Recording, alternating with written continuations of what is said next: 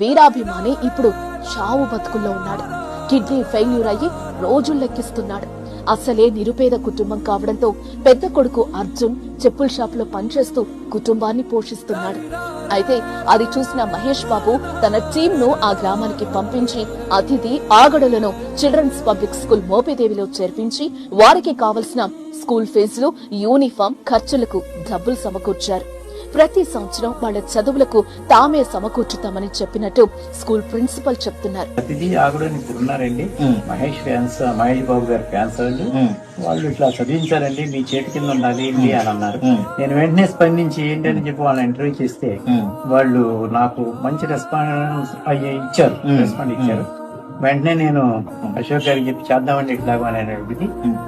దానికి మీరు అమౌంట్ వేసిస్తే మీ దీంట్లో వేసిస్తే మనం ఆన్లైన్ చేద్దాము అని 2-3 కలిసి వచ్చారు.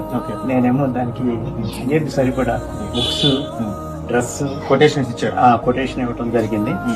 వెంటనే 31st ఆ రోజు ఈవినింగే వాళ్ళ తాలూకా వాళ్ళు వచ్చి కరస్పాండెంట్ చిల్డ్రన్స్ మోబిదేవ్ అనే అకౌంట్ కి 70,000 ట్రాన్స్ఫర్ చేయడం జరిగిందండి.